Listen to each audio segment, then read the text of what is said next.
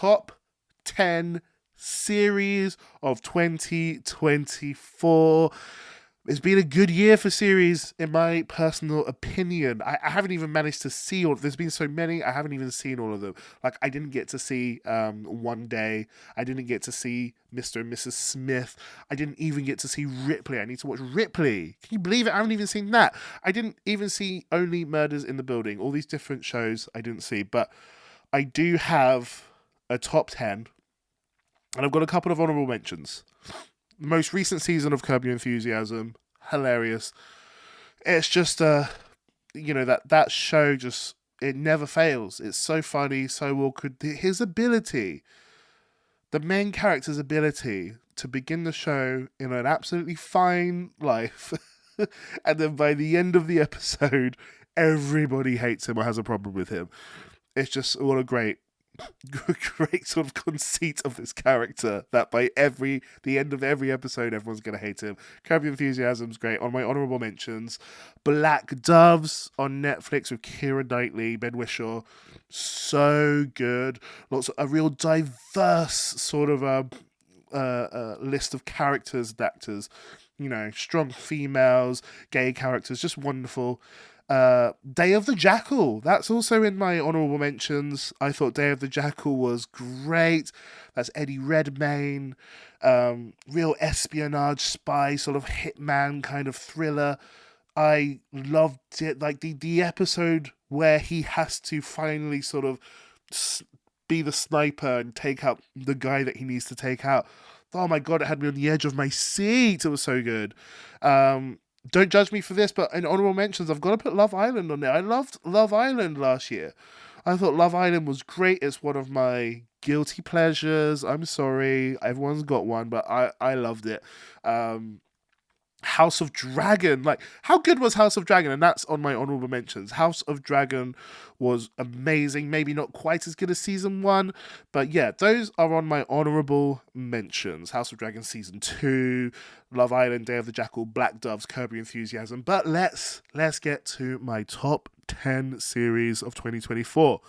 At number 10, and I can't believe this is at number 10 because I fucking loved the show, True Detective Night Country.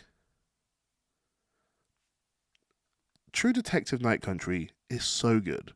So, season 1 of True Detective, as everybody knows, was incredible. It was in the middle of the reconnaissance, the Matthew McConaughey sort of sidestep away from rom-coms, and he was just incredible for like 5 years.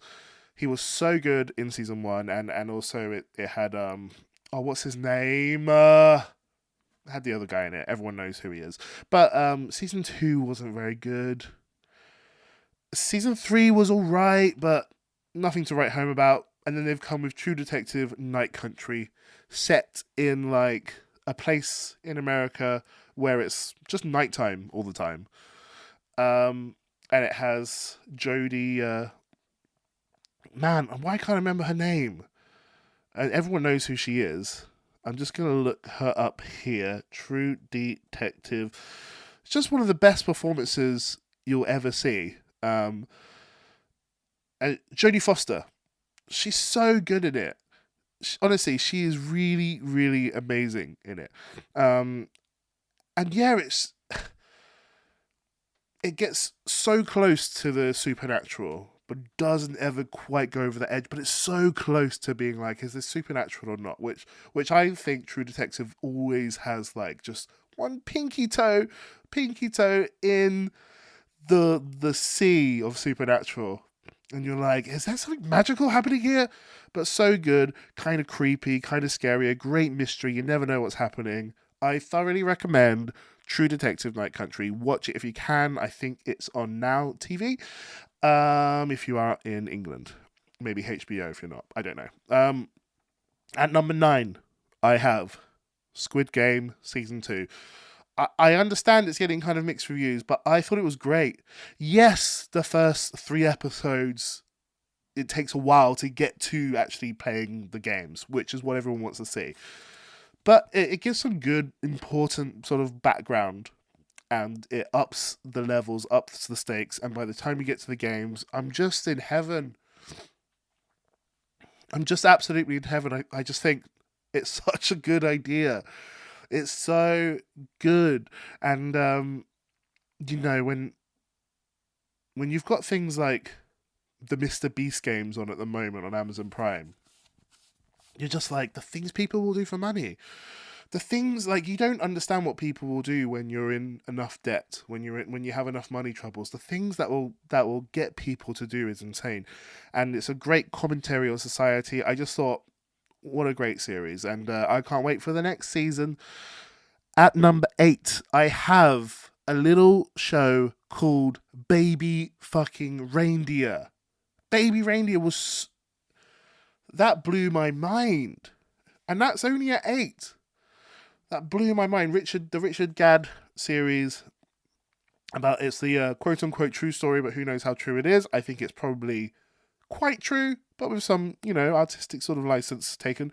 About the comedian, the very average comedian, it looked like, getting stalked and getting, like, just thousands upon thousands of emails and messages and voicemails and calls from this lady, and yeah, it's firstly, it's hilarious. Secondly, it's harrowing. Thirdly, the performances of the actors in this show are some of the best, right? It is incredible, some of these performances. It's breathless. Like, I feel like stressed, and I'm laughing, and I legitimately think that this was masterfully written and executed perfectly. I kind of hope they don't do any kind of sequels or anything. Just it as what it was damn near perfection. And it's only at number 8. So, 8, Baby Reindeer. 9, Squid Games. 10, True Detective, Night Country. At number 7, we have Slow Horses Season 4. I'm a Slow Horses guy. It won the writing at the what is it, Emmys, won the writing, I think. Slow Horses is just great. Just what a great. It's about a group of the police, the special forces, who are kind of disgraced or have made big fuck ups, and so they're just sort of chartered out to a tiny little shitty office where they've got basically nothing to do, and they find themselves into all sorts of trouble. And just some of the best lines, some of the best writing, the best sort of police procedural stuff happens in this show. If you're sleeping on Slow Horses, don't. Every season is just great. I think maybe the peak so far was season 3. I feel like it went 1, 2, then season 4, which I watched, and then like season 3 at the top. Season 3 was just so good. It all kind of led to season 3. Season 4 is still incredible though, and I'm in love with those characters now. Like I feel like I know the characters really well, so it gets better and better. Really, you're just watching it and you're just so invested with these characters' lives. And yeah, if you haven't watched Slow Horses, please start watching. My stepdad got me on those, and I just think, great show. Thoroughly recommend it to anybody who wants to watch something good. At number 6, we have Nobody Wants This. Look, I was born in the 90s, which means I was a teenager when the OC was out, which means my idol was basically Seth Cohen, Adam Brody. And I believe his house just burnt down, unfortunately, in the fires in California. But he kind of dropped off the radar. Like, I haven't seen him since the OC, like 20 years ago, whatever. And he's popped up in Nobody Wants This, the series about this girl who has a sex podcast, who talks about sex and things and all her hookups. And she meets a Jewish rabbi, and they start dating, and they kind of fall in love. And what can I say? Like, he is charming as hell. The girl in it is, I think it's the girl from Forgetting Sarah Marshall. She's wonderful. She's so funny, and it's just a real cute a really cute show. And I'm a bit of a rom-com guy. Like, I'm a sucker for rom-coms and love stories and things. And yeah, this was just this great love story. And every time you thought, oh no, shit's gonna go sideways, it very warmly brings you back to this quirky little dating story that's going on. I just found it charming, really. I found it hilariously funny, charming, and it's got Seth Cohen in it being this like hot, sexy rabbi now. Like, like they had Fleabag, they had the hot priest in Fleabag. Well, now this is the sexy rabbi version of it, and just a great show. Thoroughly recommend it. That's my number 6. So what do we have? Number 10, True Detective Night Country. Number 9, Squid Game. Amazing, season 2. Number 8, Baby Reindeer. Hopefully just a one-off. Absolute, almost damn near perfection. Number 7, Slow Horses. Season 4. Yes, I love all the characters. I've been watching it for 4 seasons now. I think it's great. And number 6, Nobody Wants This, season 1. I kind of do hope they do another season of this. I thought it was just charming, utterly charming, charmed me, but not as much as number 5. Guys, I'm British, okay? I'm from Great Britain. There is nothing on this planet more charming than the Great British Bake Off.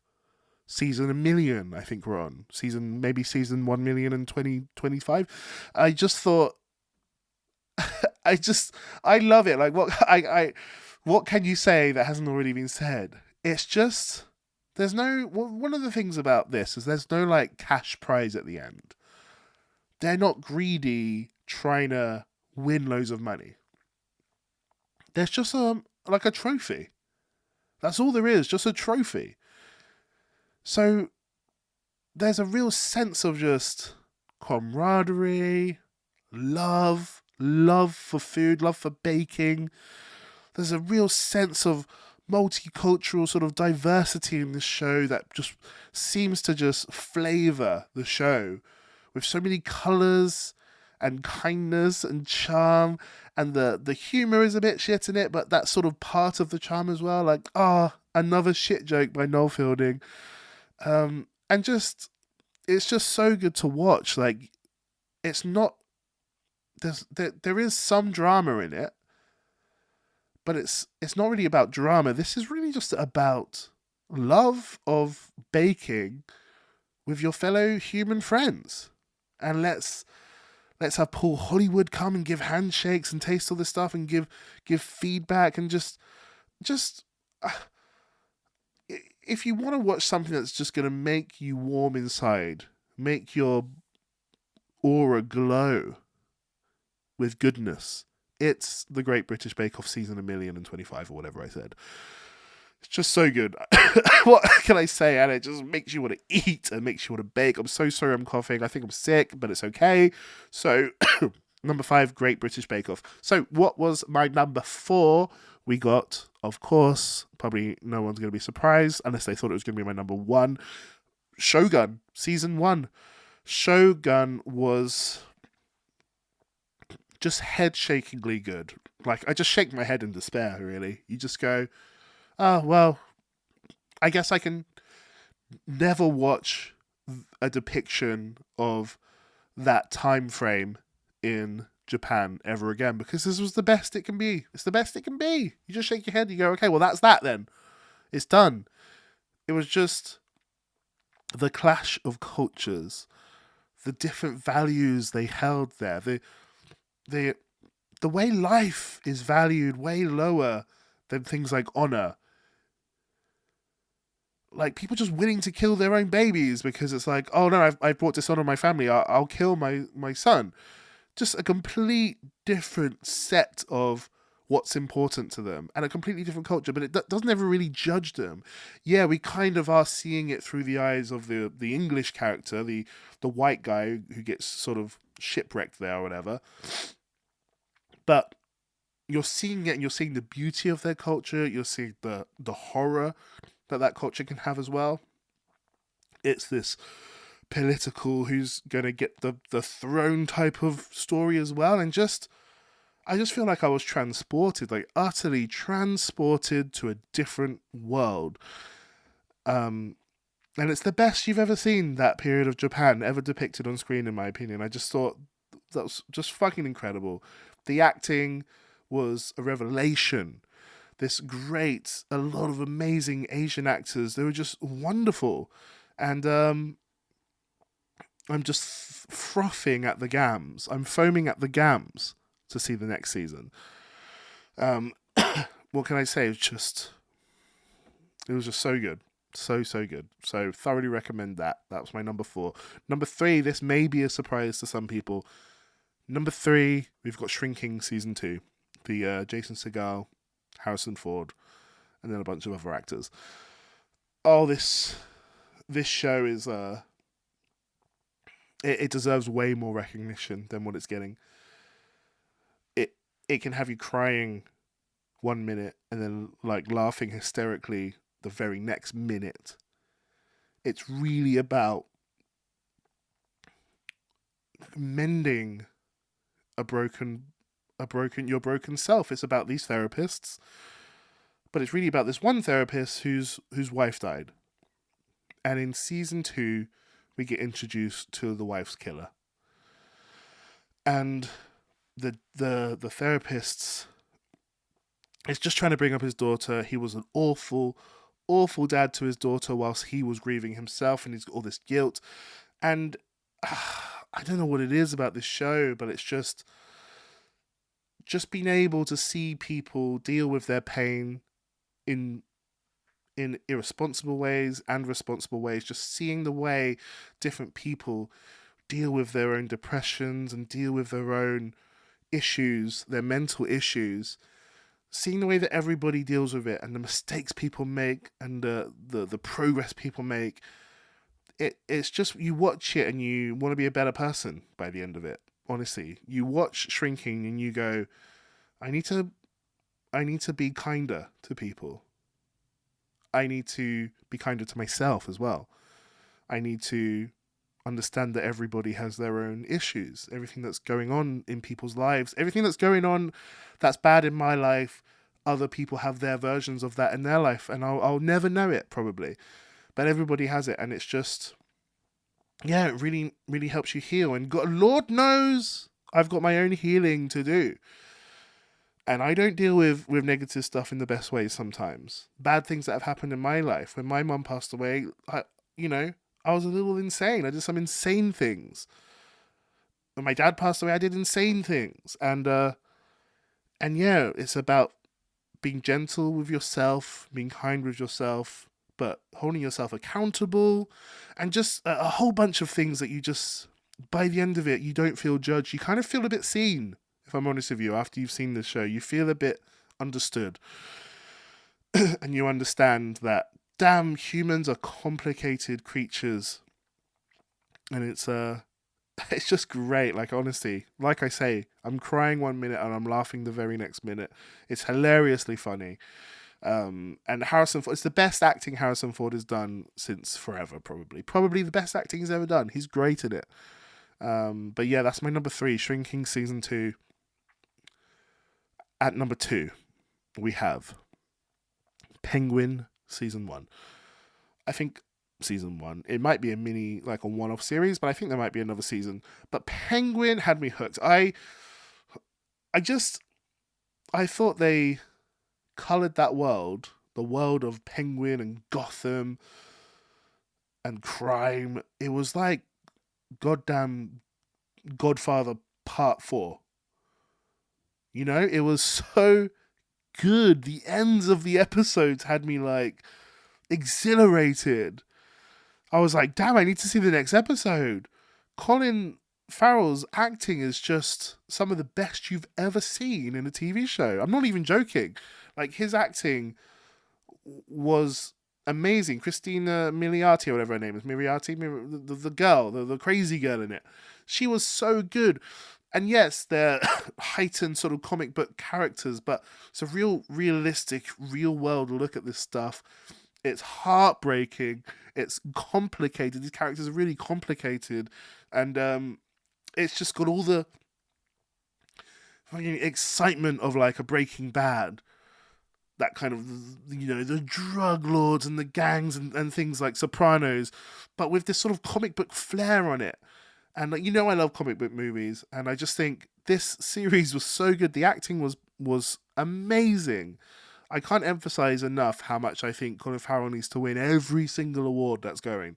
I just thought he was just one of the best things you've ever seen. The prosthetics that he has to wear, like I think he was in like I don't know, 8 hours of in the makeup chair, 8 hours or something ridiculous like that. 24 hours he was in that makeup chair every single day, and it was just so good to watch.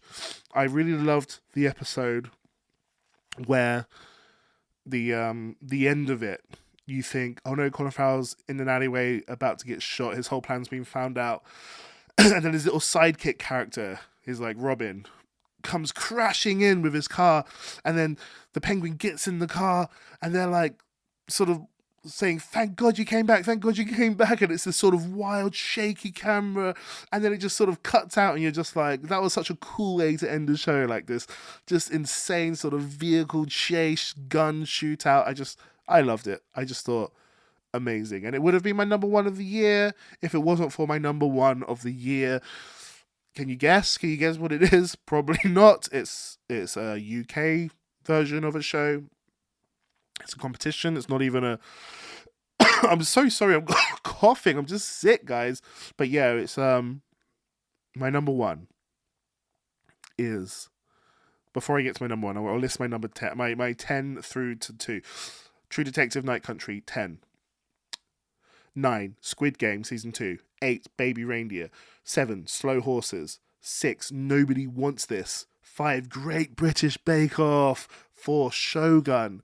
3, Shrinking. 2, Penguin. Number 1, The Traitors. Season 2. UK. English version of it. With Claudia Winkleman. My lord. Traitors Season 3 has just started, and it's immediately reminded me why it's the best show on TV. It is full of drama. When you see, like, let's say the last episode of The Traitors Season 2, right? I don't think an actor could ever do that.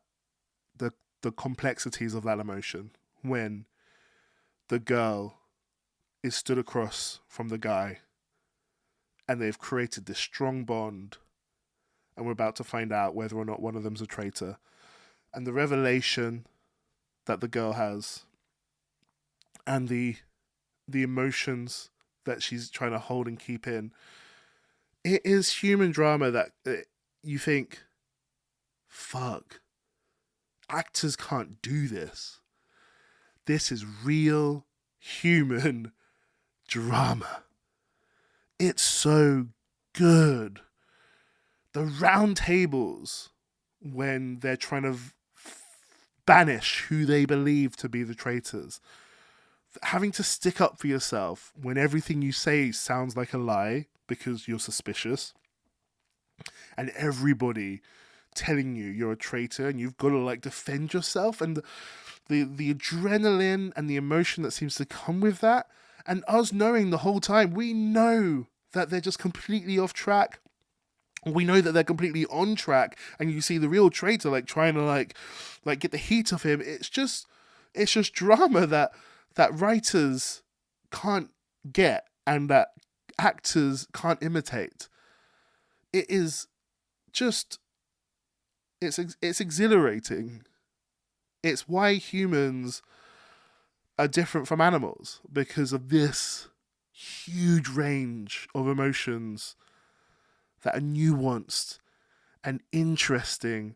The politics between people when you know people are lying, when you know people are going to take money from you, basically. Damn, it's so good. And season 3 right now is amazing. It's just solidified for me. It's just the best thing to watch on TV at the moment.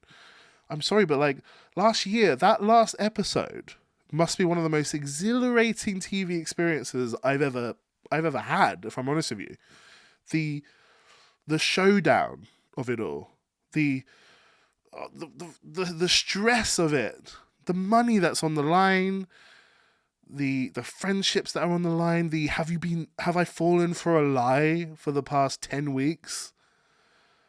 It's just it's actually incredible. Like, you watch that and you realize why reality TV is so popular, because you can't write this stuff. It's too specific and too nuanced at the same time. It's like pinpoint, laser focused on emotions that we all recognize, but we can't vocalize because it's too ingrained. There aren't words to describe it, so you can't ever write this properly. You just have to watch it unfold, watch the human drama unfold, real human drama, and it's just so exciting to watch. Guys, if you're in America and you've seen the American Traitors and it wasn't really for you, I promise you the American Traitors isn't as good as the UK Traitors. I know the American ones, they use like TV celebs already, where they've kind of already got money and stuff, and they might be kind of slightly putting it on for the cameras because they're already kind of celebrities. Yeah, the American one just didn't really work. In England, it's normal people, and it's just great. The friendships, the bonds that are created, and then the explosions that happen throughout the show. I can't recommend it enough. Traitors Season 2. Watch Traitors Season 1, Season 2, and then catch up with Traitors Season 3 for this year, because fuck me, it's wonderful. So that's what we got, guys. Traitors at number 1. We got True Detective, Squid Game, Baby Reindeer, Slow Horses, Nobody Wants This, Great British Bake Off, Shogun, Shrinking, Penguin, and at number 1, Traitors. Guys, what a great year for TV if you are me.